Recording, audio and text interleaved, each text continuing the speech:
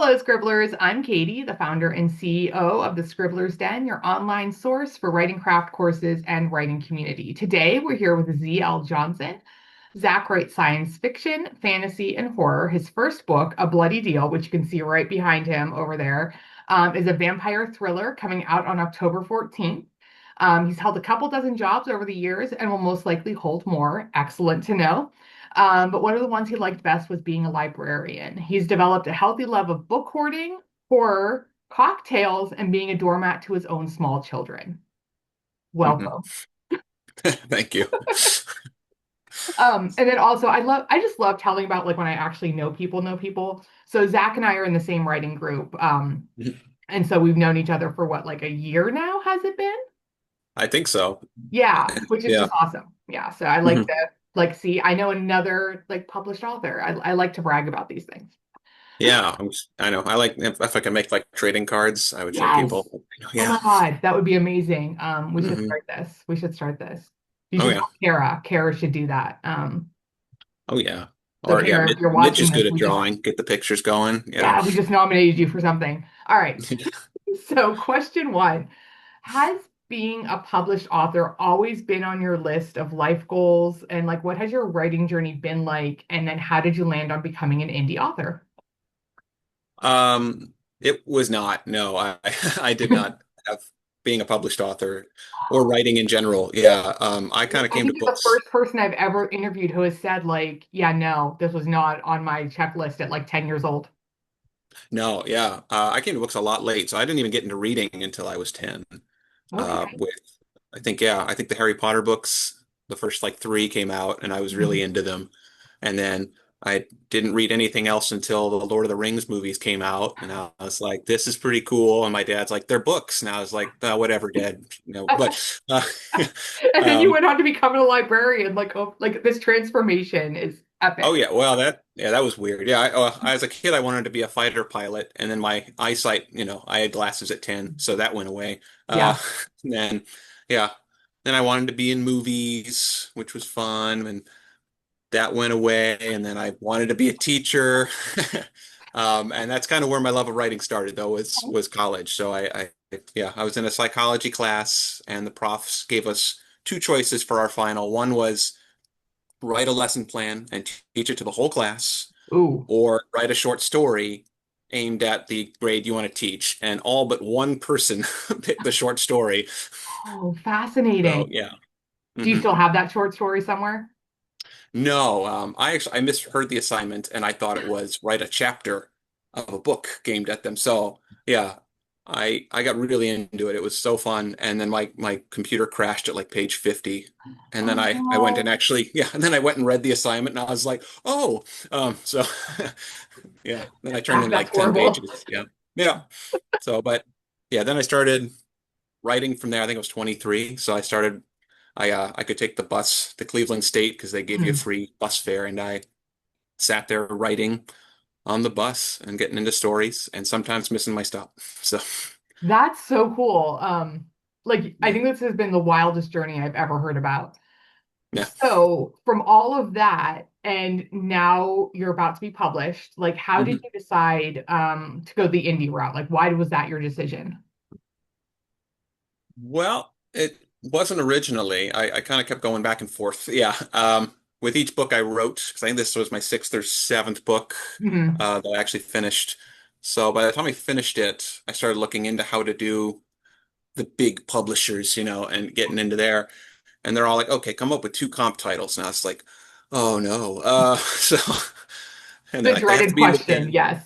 yeah, they have to be within 5 years of like that. And then they have to be not super mega bestsellers, but Yes. they like people have to have read them. And I was just kind of like, wow, that's not going to happen for this book. So then I started looking into indie, and I was like, I could do it.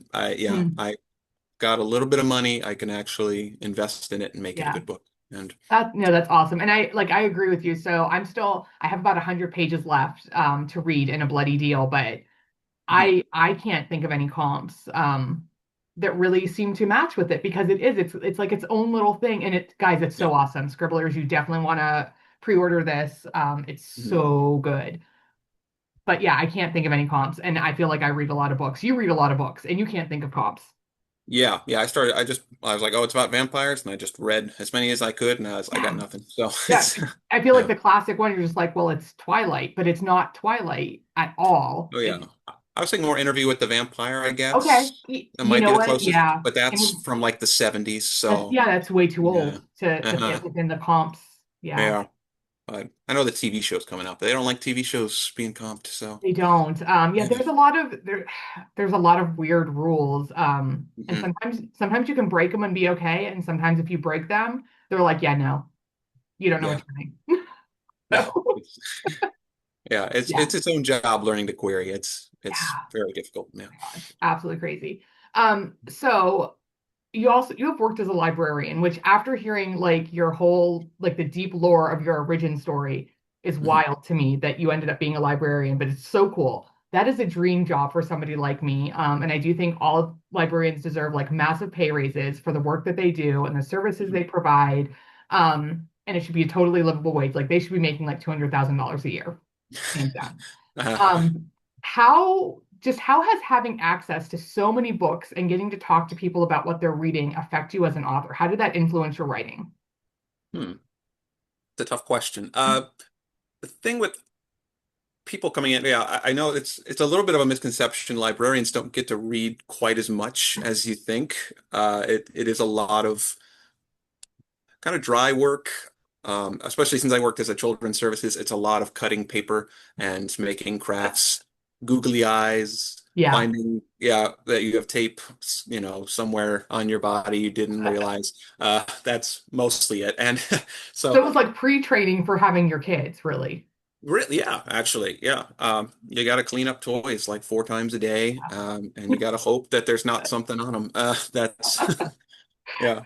So, but finding, yeah, kids mostly when they come in, they'll either that they'll have something very specific in mind that they Mhm. want, and you just got to get it to them. So it really kind of gives you a sense of what's trending at the moment, so you Yeah. can read that and you really have an idea of the market. Teenagers are School kind of pushes them to read. Yes. Yeah, teens are very much like they'll come in and they'll start browsing, and like if you talk to them as an adult, they will just shut down and be like, I'm just gonna be quiet until you go away. But yeah, Are not wrong. As a teacher, I can confirm that mhm, 100%. Yes. yeah. But when they do come in, they'll usually be like, all right, I want a horror book and I want it short. Like, give me a good Mhm. one. So, I do have to like read wide all the short books and like learn Yes. the YA and everything that's going on there. So it did help kind of because you have to read wide as an author and learn everything. Mhm. So my customers pushed me to do that. Nice, nice. Do you feel like there was any books that were like a big influence on either a bloody deal specifically or just like your writing in general? Something that you've read? I don't know. Yeah, I was say I usually take from so many different books. Mhm. Time, yeah, whenever I'm reading or I'm usually listening on an audiobook, I'll have like that audiobook narrator will just kind of take over in my head, and as I'm writing, I'll hear them do it. Yes. Um, yeah, it sounds so cool in my head because I don't get to hear my own voice anymore. I get to hear this guy. And, yeah. Um, for a bloody deal, I think one of the big ones I was reading at the time, which wasn't horror at all, it was A Priory of the Orange Tree. Yes. Excellent book. Yes. Yeah, and she has a great prose because every sentence just has its own variation and stuff. And so I kind of took a lot of how she was structuring her sentences and everything like that, and I tried to work it more into Mhm. a bloody deal more and more as I drafted. So, Yeah, and I can see that like and I'm thinking about some of the bits I've read and the sentences and I can definitely see the correlation. So mhm. you're doing good. You're doing Yeah. good. So speaking of a bloody deal, like I mentioned, I've got about 100 pages left, so don't ruin the ending for me. I don't do Okay. it. Yeah. But it's got this intrepid reporter, Grace, who wants to find justice for all the people who are mysteriously disappearing into the quarter, which is where all the vampires have like been quarantined. Hmm. But to get those answers, she has to provide one body to a vampire in the quarter in exchange for one answer to a question. This is like a weekly deal. So every week she's got to like find somebody to sacrifice. And it's such a delightful premise. Like I love it. What was your overall inspiration? Like, how did you get to this story and these characters? Yeah, it was a 5 year journey to write this, and there were so many ideas as I was writing. Originally, the idea was just a woman that was kidnapped, and she was being dropped over what became a fence into like a pool of floodlights, and then there was darkness beyond, and in that darkness, I knew there would be monsters. Yes. So originally, the idea was just wild and crazy, and it was like, okay, there's gonna be vampires, and there'll be werewolves there and gargoyles because no, there's not enough gargoyles. There need to be gargoyles, There and are then they're all not. going to be yeah, they'll all be prisoners, and they'll have to work together because the vampires will be at night and the werewolves will be human, and it just I had no idea what the plot was going to be. It just got too crazy. And then my writing teacher, who I learned a lot from, David Wolverton, was like, in one of his classes talked about Twilight because he actually helped uh, Stephanie Meyer come up with the idea. Mhm. And he's just like, each book she focused on one supernatural creature, right? First book was werewolf or vampires. You Yeah. learn about the vampires, then the werewolves stuff. So I was like, okay, I'll just get rid of all of them and focus on one thing One. here. Right. And so then I had to world build from there. I was like, all right, why did they put all of them in a camp instead of just getting rid of them? And I Yeah. was like, okay, so it's good PR, all the other countries will look at us because the US is an empire to this day, and we need to look good sometimes. But the US isn't just going to have good PR. They're going to also, use them for some other means or something Yeah, like there's that. going to be some Be shady deals nefarious. in there somewhere. Yeah. Yeah, yeah, and Grace came out of it. There are people all around. I think there was a serial killer a while back who would they kill their victims and they put them like on a pig farm, and the pigs would Yes. Would eat destroy the them. body. Yeah, and get rid of all the DNA evidence. I think a Yep. couple of serial killers did that. Now it's like, all right, well then, if you've got a vampires right there, they'll just eat the body for you. So then that happened, and Grace came from that. Because I was like, people are going to get tired of hearing about another body being eaten by Yeah. vampires. So. Yeah. Yeah. The worst thing is to be a reporter with a heart that has to cover this. That's so true. Yeah. And she does. She hmm just wants so much for like everything to be good and she keeps hmm having things stop her. That's all I'm gonna say. Yeah. Things stop her, guys. She does not reach her goal easily. And I don't even know if she's gonna reach her goal because I'm not done with the book. Yeah. Yeah, You'll find out. excellent. Yeah. Excellent. Yeah. Um, RAFO. yeah. hmm So as you drafted a bloody deal, we touched on this for just a second. Like you kind of said that like all the creatures came first.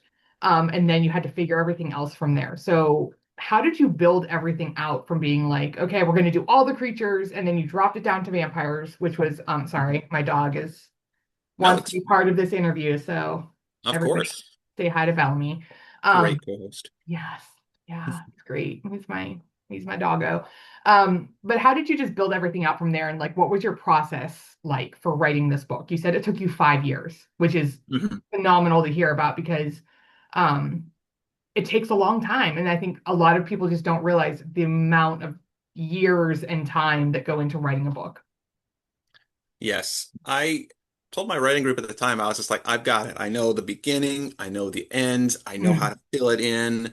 And uh and it was a terrible ending. It was yes, it was. If you've ever seen a sci-fi channel original movie where they fight like some giant creature, Yes. like that was going to be my original ending, was just like giant 50-foot vampire that I did not foretell or foreshadow at all. Yes. And yeah, I'm thinking of Velocipaster right now. Have you watched that one yet?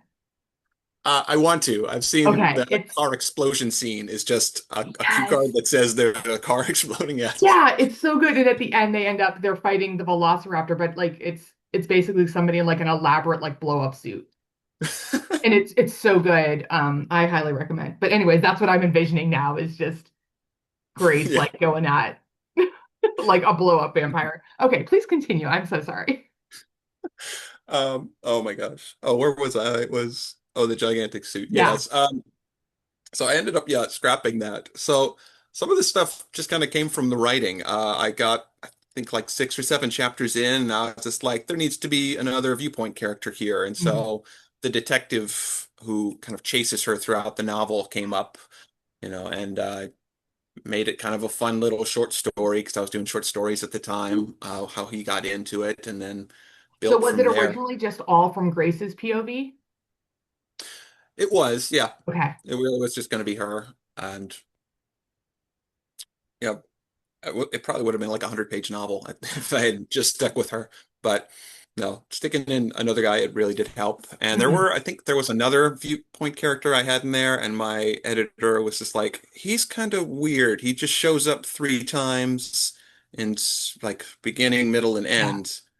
And, it's like, just combine him with someone else. So I gave all his stuff to Tracy and ended up Okay. making her character a lot stronger, who's the love interest in the book.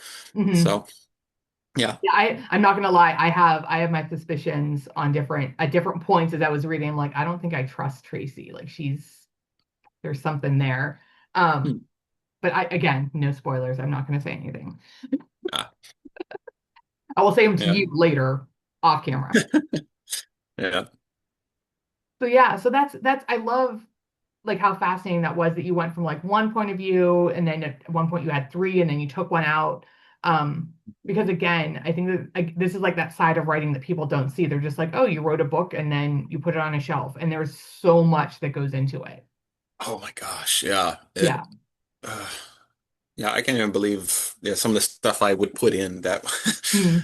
Yeah, I mean, that original thing I had was I was just going to throw a zombie virus into it and see what a vampire looks like with a zombie. And now I've got this whole other thing that I Yeah. guess has a bit of a Dexter plot to it as well. So it's yeah, Okay. Yeah, no, that's I love this. I love it. yeah, Please still write that. Like that's in the future, maybe something else you're gonna do. possibly, yeah. Okay. All right, because it's a cool idea. Mhm. I'm trademarking it to you right now. It's yours. You got to write it. Okay. Belongs to you. So, amidst the chaos of all of this writing and revising and revamping, you're also a stay-at-home parent with two youngins that are just causing chaos. And I've met them. They are both fabulous. They're absolutely adorable, but they are at that Yeah. age of just utter chaos. So, how do you manage to fit writing and creativity into that kind of schedule? You don't. Really. A lot of times, yeah. This past summer, I just had to come up with like, if I can get 50 words down in a day, Mhm. that is a win.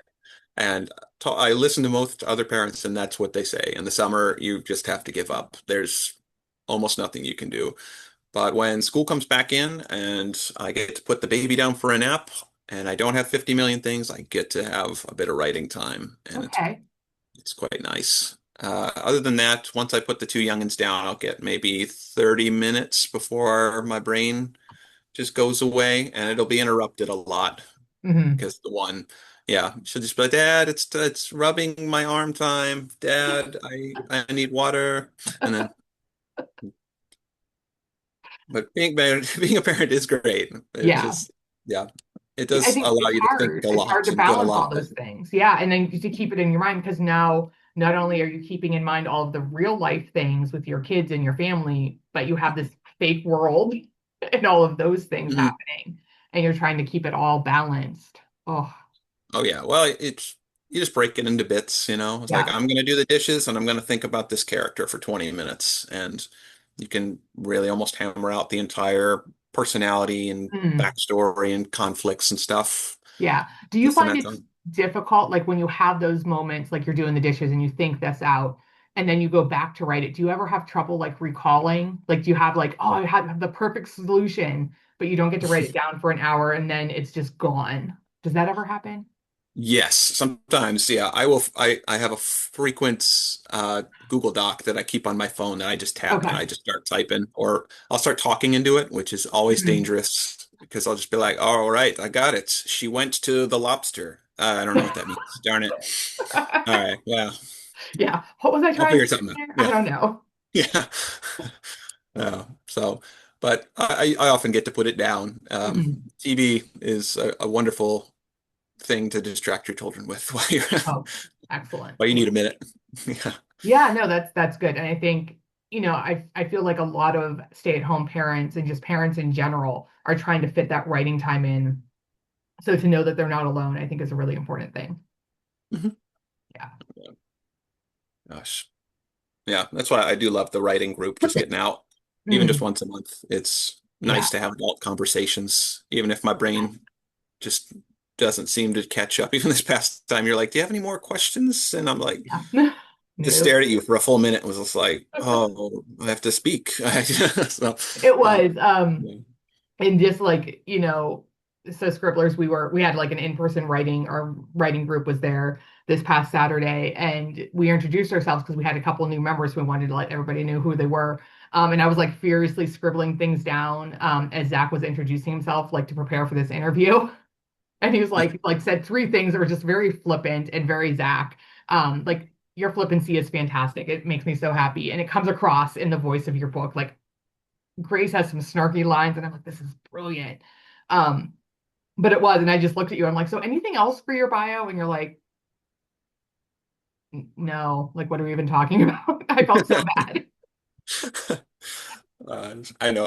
I always, yeah, I do feel a little inadequate sometimes. And they're like, oh, I published this and I went through this program. And I was just like, I brushed my hair today and now I'm here. Like, Yes. But that's, that's so cool. And yeah, like just you're a published author, dude. So you just yeah. gotta own it. You gotta be like, I did this. So yeah, Mhm. Yeah. congratulations. Well, I'm amazed by the cover as well. Oh my gosh, it's so we're gonna have to do a little bit of a close up for that in just a Oh, second. yeah. Well, we just do it right now. Let's do it now. Can you Oh, like sure. just bring it a little bit closer? Um, like Scribblers, you really have to look at the words. Like, aren't they cool? And if you look at the E in deal, does it or does it not look like a person? Yeah, doesn't it though? Yeah. It's so cool. Like you're a cover designer. Who did that cover? Did you do it? It was a Ukrainian company called Get Covers. Hmm. Yes, and I know they take like stock images and they'll kind of Yeah. use Photoshop to do it, which, yeah, it can confuse. Like, I tried to see if, like, is this AI? It might be AI. So I plugged it in and like Hmm. every site said different things. And I was like, Yeah. but I don't know if we're going to know anymore if something's AI, not I in think a it's little really while. hard. And I feel like Yeah. using stock images, especially like in the indie publishing world, that to me, I don't know, that's my own personal thing. That to me, it seems okay because Yeah. stock image, and that's the purpose of that image. It was created to Hmm. be put on things. Yeah, and you Uh, have to know how to use Photoshop and stuff, yeah. Makes Yeah. that work. So, But yeah, yeah. it's so cool. I just like that E catches me every time. And I currently only have an ebook version, so I cannot wait to get my hands on a real version. Oh, yeah. Like, Well, yeah, I'll yeah, I want it. personalize it and everything for you. Yes, yes, Yeah. you will. Yes, you will. All right. So you've traveled around quite a bit, lived in a lot of different places. What has your community writing community look like, and how do you find support from your community? It was difficult for a while. I lived in Nashville and I just could not really find one there until I think my second year there. When I became a Hmm. librarian, I could, actually do a writing group and it kind of petered out after like a couple months. So yeah, I never really struck what I thought was a community. And Mhm. first time I found it, I just came upon chance. There was a podcast. Oh, can I swear on here? Is Yes, that? absolutely. Oh, okay. It's a podcast called "The Shit No One Tells You About Writing." I've heard of it. Yes, Yep. and yeah, it's hosted by the South African author Maranka. The I can't remember. Berets is her last name. Okay. And a couple of agents, and it's really good if you want to, learn how to query and see how agents respond and everything like that. But one time they're like, we're going to do an online form you could fill out, and we'll stick you with people in a writing group that are in similar audiences and stuff. And they do Yeah. this, I think, every year, maybe every 6 months. It depends, because I think when they did it, there were like 700 people. 700 Wow. groups, one of the Yeah. two. It was a lot of people. And I got stuck with two very good authors. One is published now, one has switched genres, but she writes really good books. They're Mhm. wonderful, like coming of age YA stories. Um, and I hope she gets published soon. But she's in like a punk band and all this. Yeah, she's got the best bio, really. But yeah, so reading their stuff really helped, and them critiquing me back. That was the first time I had community, and I loved it. So Mhm. it inspired me to look, in the place I actually live, which was a small town, so I didn't have anything. But when I came Yeah. here, I'm in a city, so now I have people. Yes. Yeah. Yeah. Yeah, we were so excited when you showed up and we're like, yes, we like this guy. We want him to come back. And you do, you keep coming back. So I do. I just have to escape a little bit. I need, gotta keep that sanity with yeah. adults. Yeah, you need some Zach time. You need some writing time. That's important. Very important. Mhm. Um, but yeah, I think that that's again, I've said this so many times with different people in different interviews, but writing is so much about community. Everyone wants to think it's this solo thing where we're just all tortured poets sitting Yeah. somewhere and writing things, and it's not. Like we need to talk to people, hmm Yeah. share those whatever it is that we're going through, and get those tips and all those things. hmm Oh yeah. Yeah. There's yeah. A lot of inspiration too. Yes. It's- yeah. You always got to soak in that stuff for future characters and stuff. Hmm. Good things for the most Yeah. part. Oh Still. yeah. hmm Oh yeah. 100% agree. hmm So this idea of writing craft that we're learning from our communities is just like this catch-all phrase of everything that we do as writers of the entire process. So where has been like some of the main places you've gained your craft knowledge from? You mentioned that you had like a writing teacher, your community. So like what did that look like? Like how did you find and pick out your writing teacher? Um, well, my writing teacher, I can't quite remember. I think it was, yeah, I think it might have been an ad on Facebook, Okay. actually. Yeah, back when I used it, probably over a decade ago. And it was about this. Yeah, I looked on his website and he was just talking about how I keep hearing that clicking. Sorry. No, you're Uh, good. Oh, sorry. Okay. So he talked about how he had trained all these big best-selling authors. He's just like he's had Stephanie Meyer, he had Mhm. Brandon Sanderson, Brandon Mull, Eric Flint, all Yeah. these big number one bestsellers. And I looked and I think one of his classes was like $200, which I could like just manage at the time because Yeah. in Nashville, you get paid nothing and you get charged a whole lot. Wow. So I was like, I've saved that up. I can actually, I can do this little thing. Yes. And he was the first one who kind of told me like how to write with intention, how to look at a story, how to analyze it for all these things. He's like, Mhm. you should go in and just make an entire list of goals, like 40, 50 goals, even if you're just writing a short story. Oh, wow. You can do, yeah. He was just like, he's like, I like philosophy, so I put philosophy in there. He's like, Yeah. if you like making, werewolves look cool, make that one your goals or something, for people who don't get the deeper stuff. And you're like, okay, yeah. That's what I started doing, especially with A Bloody Deal. And I think that middle grade book I had you read, I Yeah. wrote, yeah, I had a whole bunch of goals for that. And so it's been kind of fun because you also just get to brainstorm and throw stuff at the wall. So, Yeah. And yeah. that's one of my favorite things is like when I go to the writing meetings is to hear the people come up with ideas for things and we'll just throw a problem out. We're like, so I have to have a character do this. And like the 15 of us, all from different backgrounds, different writing genres, are like, what if you did this? And you get these great ideas. Oh, yeah. Yeah. Yeah. It's, yeah. You've got cohesive group and Yeah. yeah, it's kind of a high a little bit. It is. It is. Yeah. It's fabulous. Um, So did you ever like have you ever taken a book and like really analyzed it for what works for you and what doesn't work for you? Like was that ever part of your learning process? Uh, Part of it was Mhm. I used to, because I didn't always have money, I would just go to the library and get writing books. Yeah. And so one of them suggested they're just like, just grab a book, like 5 books that you really like, and go scene by scene and take a note card and write what happens Yeah. in each scene. And like just every now and then look at those note cards. And so I did that and I was just like, I wonder why did he put this weird scene in here? It doesn't make sense. I guess it's Mhm. kind of funny, but all right, sure. You kind of look through it and you see weaknesses and strengths. And Yeah. yeah, that probably helped the most. Very cool. Like that's my own personal thing. I love looking at a book and if it's a book where like my internal editor turns off, I'm like, why? What are they doing? This is so cool. Mhm. And if my editor is on, I'm like, oh God, why did they put that scene in there? Or like, why did that person do this? Um, and really analyzing it, it makes me so happy. And I feel like it has made me a better writer. So I'm always curious to see if other people do that too, or if I'm just weird. No, yeah, I do that. Yeah, it depends. Yeah, I'll see, but like, I'm really bored right now. Yeah. Why am I really bored? Yeah. Like, Or why this isn't is, this yeah, working? yeah. Yeah. this is making me laugh, and I don't think it's supposed to, but I'm gonna read this even more though, because it's Yes. Yes. yeah. Because you do sometimes you get those books that are almost like the movies that you watch because they're so bad that you're like, yeah, I'm invested. Like I need to know what's gonna happen.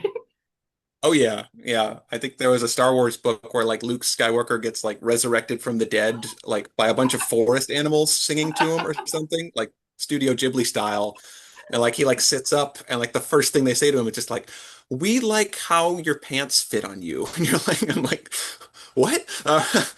That is wild. I want to read that. You're gonna have to let me know which one Yes. that was if you can think of it, because Oh, I would listen to that, especially. I think audio, that would be ideal. yes, it is. Yeah, the courtship of Princess Leia. It's quite. It's Oh my gosh, was it in that book? I've read that.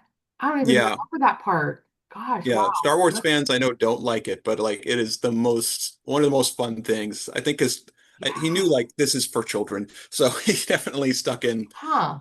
some random stuff. But I'm gonna yeah. have to go back. I'm gonna have to revisit that because I went through like my really big Star Wars phase when I'm like a tween. And so I read all Mhm. of those books and I love them so much.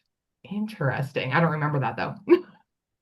Yeah, well, yeah, me and some friends are doing like a book club where we read one a month. Yeah. So I think that's going to be our next one is Oh my because gosh. yeah, Yes. That's yeah, amazing. I'm getting my copy out. Um, so after that little segue, yeah. So, the forest animals resurrecting Luke Skywalker. Fantastic. So, what has been your biggest learning curve within self-publishing? Like, if you could go back and give the pre-published version of Zach advice, what would you say?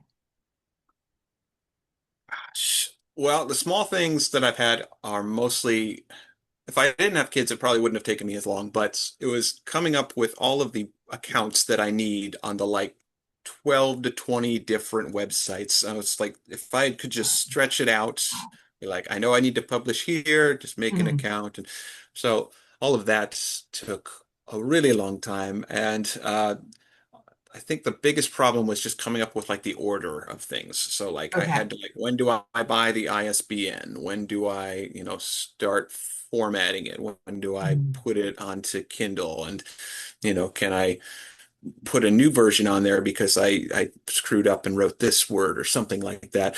And yeah, it's so much. Oh yeah, and registering the copyrights when I Yeah. do that. I think So, that's did you so keep detailed notes so that you know exactly what to do in the right order for the next one? somewhere. I wrote it on a Google Doc, and Excellent. it's probably untitled somewhere. Yeah, so I think I may have screwed up myself up again, but Or yeah, it's going to be like on a couple pieces of construction paper and your kids have made it into a collage somewhere and you're just going to find bits and pieces of it. that is far more likely. Yeah, actually. Gosh. All right. And that makes sense because I feel like there is, that's one of the big differences with indie and traditional publishing is that you have to do all of those things for Mhm. yourself. And it's a laundry list. I mean, it's a laundry list if you're doing traditional, and it's like three times as much when you're doing indie. Yeah, I know. I'm still not even. I got to catch up on the marketing bits. So like, I've got to start reading a whole lot of articles, and Yeah. limited time I have. It's really something I have to learn is structuring. And, there's just too many fun games on my phone that keep calling me. So I've got to rein myself in a bit. Yeah. Yes. You need Yeah. to get one of those apps that like limits your time. Like you can't spend more than 10 minutes on it. Do Oh they make yeah. I, those? I downloaded one of them and then I found out that I can just ignore it and make it go away and keep go to other apps. And I'm Well like, then, okay. it's not helping. Yeah. I'm like, it's giving me points for doing that. I need a new app. It's You do. You not do. Oh smart. my Yeah. gosh. All right. So we all know that we need to order your debut, A Bloody Deal, in Scribblers. The link will be down below in the description. So make sure you click on it and you order it. If you are local to the Youngstown area, Zach is doing a signing on November 8th at the Boardman Barnes and Noble. I couldn't remember. I almost called it Borders. God's how old Oh I yeah. am, guys. I was almost like Borders. Barnes and Noble. So show up. There's going to be a couple of other indie authors there as well. You can get a in-person copy of the book and all that kind of stuff. Um, Mhm. so make And sure if you're local, you do it. Mhm. But what are you working on now, and what can we look forward to in 2026? When is our next Zach book coming out? Boy, right now I'm working on a much more of a character-driven book. A Bloody Okay. Deal is definitely an action-packed, plot-driven, with some good character moments in there. I Yes. really pushed myself. But this one, I took the advice of Alan Moore, and he said everything I work on, I just throw out the toolbox of the book I learned before. So this one, I'm really trying to just start with the characters and Mhm. trying to have like a few events that I know are going to happen, and then just build from there. So right now, it's based on Jiro Taniguchi. Um, he's Yeah, not very I'm famous in the U.S. Sorry, he's it's very small time stuff, and this book is about a guy and his sister who go back to their hometown where there was a big natural disaster 20 years ago, and but when they arrive, they find that they've traveled back in time 20 years, Ooh, and they are now 3 months before the tornado that like tore through half their town. yeah. And yeah, and there's a like a supernatural being that says like you've got these 3 months and you get to save three people who died before, but you have to be like in agreement who they are. How do you pick just three people? Oh my gosh. Yeah, I'm nervous and I'm not even in this book. And I'm like, oh God, I don't think yeah, I decision paralysis is setting in. hmm yeah. So I've been playing with that. It's kind of Yeah. fun, like picking all the different bits and who the characters are. Because small towns, you always like know Oh, way yeah. too much about everybody, and Yes. yeah, and you're Ooh. bored and you've got just the stupidest thing to do. Since they're teenagers, they now Mm. are just like, oh, but we were adults, so we're kind of smart. Do we have that reasoning still, or are we Yeah. more So is it going to invincible? be So young adult? yeah, so they went from like being mid-30s to like 16 again, and so yeah, it's like, oh, my back Yeah. works. Oh my gosh. Oh my God. Okay. I'm so excited about this. How close Yeah. is it being done? How soon can I read it? I'm on like chapter 6, so I've Okay, got you got quite to. a bit of ways to go. Yeah. Do you want me to Hey, come take and watch your kids for a week so that you can just smash that out? oh, sorry, my daughter's here. Hey, you. Hi. Yeah. Uh, no, it's a fun book. And of course, Yeah. this supernatural being has their own agenda going on. So Yeah. it's even more heightened. And I threw like a wrench into their thing as well. So it's a lot of, I don't know, what do you call it? Hands in the pie or whatever it's Yes. they're Uh, saying. oh my Yeah. gosh. Irons in the fire. Irons in the fire. That's it. It'll take two of us. We'll get there. Yeah. All right. Um, so let's jump into our lightning round questions. Okay. Are you a coffee or a tea drinker? And what is your go-to hot beverage order? I start out with coffee and I go to tea, which is what I have right now. Uh, so just What Aldi kind, tea. what are you drinking right now? Like I what think flavor? it's just a Earl Grey. Oh, nice. Yeah. Caffeinated? This is late to be caffeinating, sir. Well, I'm doing an interview, so I'm caffeinating for it. Uh, yeah, and I go to my order. I usually do some kind of cold brew. Depends on the Mhm. time of year. If right now it'd be pumpkin, Yeah. or Yeah. sooner it'll be peppermint, Oh. and Do you depending ever on the get the day. gingerbread ones? Oh yeah, I forgot about the gingerbread. Yeah. I feel Yeah, like gingerbread is really underrated. People just don't give it enough attention.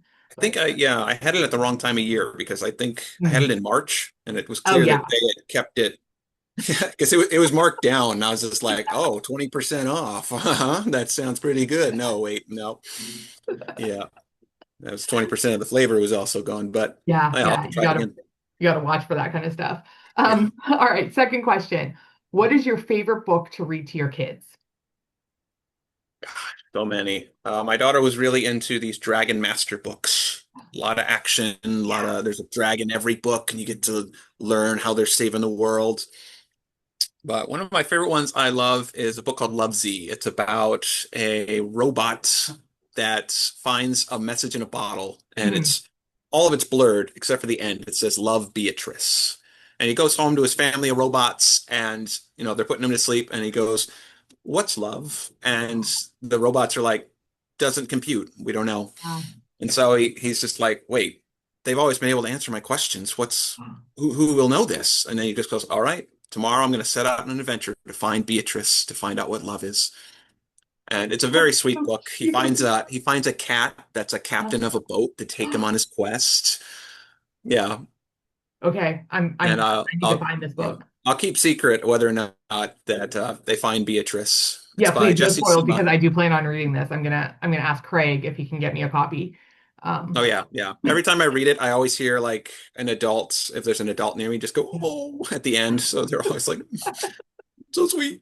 So yeah, I think I might need that. It's been a rough week. And it's only Monday, so oh yes. so that's where we're at. All right, your third question. You're going to the Olympics. Congratulations. What are you competing in? It's going to be the newest sport. You get to make the sport right now. What's your sport and why are you winning gold? Oh, I don't think I got through all the lightning round questions. I'm gonna go with one my friend suggested, which is chess boxing. Ooh, Yes. So you play a round of chess and yes. then you do a round of boxing and you just go back and forth. So you get 3 minutes for each round. So you'll get more stupid as you go. I would But if you watch win at that. chess, yeah, if you win at Yeah. chess, you win. Or if you win at boxing, you win. So either one. Yeah, I would watch it. I would watch that.